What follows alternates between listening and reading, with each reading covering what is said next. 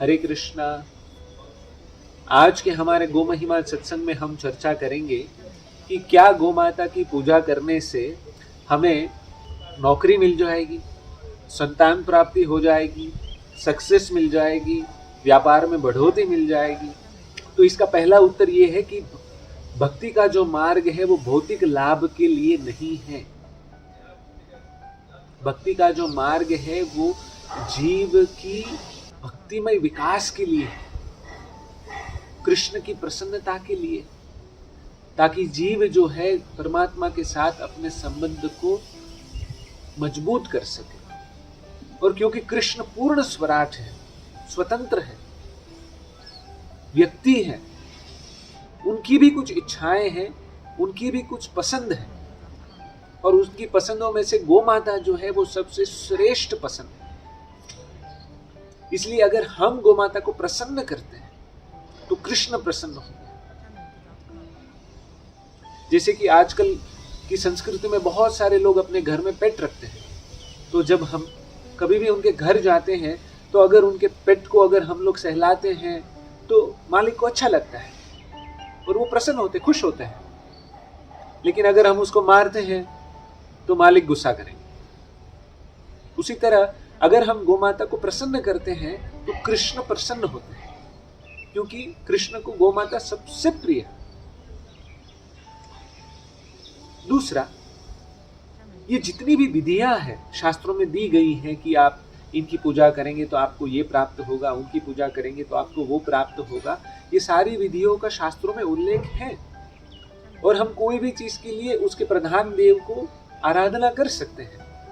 लेकिन भक्ति मार्ग का जो लक्ष्य है वो कृष्ण के समीप जाने का है। ये जो सारी विधियां हैं, इस विधियों का रिचुअलिस्टिक अर्थ, भावार्थ चाहे कुछ भी रहे, लेकिन उसका जो अंतिम लक्ष्य है वो जीव को परमात्मा के समीप ले जाने का है, ना कि सिर्फ भौतिक लाभ तक सीमित हो जाना।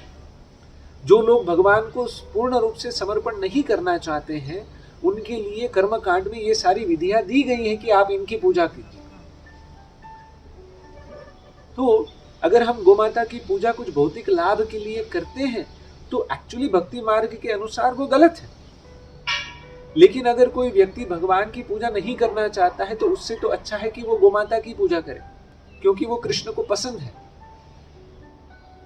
तीसरा, हालांकि अगर कोई व्यक्ति को ऐसा लगे कि क्या कोई जानवर की पूजा करने से हमें ये सारे लाभ मिल जाएंगे, तो इसका जो कारण है ये हमारी अज्ञानता है।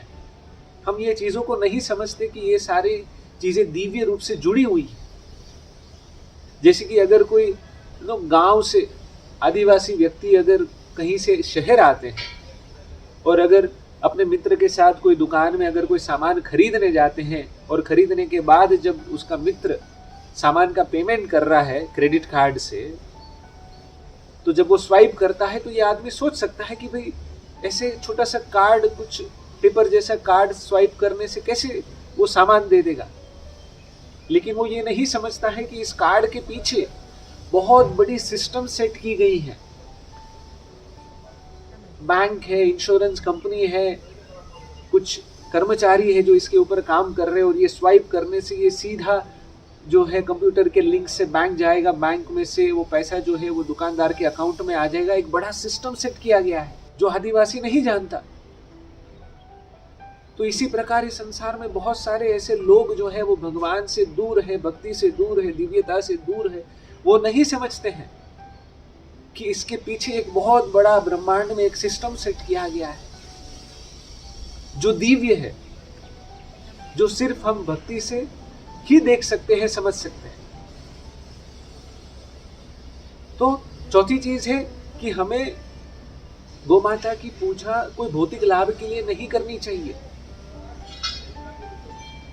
लेकिन अगर हम करते हैं तो वो दिव्य रूप से तो गलत है, लेकिन ऐसे व्यक्ति जो सीधा कृष्ण को समर्पित नहीं है, अगर वो गौ माता की पूजा कुछ भौतिक लाभ के लिए करते हैं तो वो उनकी भक्ति मार्ग में आगे बढ़ने के लिए वो अच्छा है। क्योंकि गौ माता जो है वो कृष्ण का ही स्वरूप है, तो जब वो व्यक्ति गोमाता की पूजा करता है तो उससे उसके पुण्य में बढ़ोतरी मिलती है, और जब वो व्यक्ति पुण्य पा लेता है तो एक समय वो भक्ति के मार्ग में भी प्रवेश करेगा। लेकिन जो जीव भक्ति में बढ़ोतरी किए हुए हैं, जिनको भक्ति मार्ग की जो लक्ष्य है उसके बारे में पता है, उसको ना तो गोमाता से ना भगवान से कुछ मांगना है, क्योंकि भगवान को सब पता है कि हमें क्या चाहिए।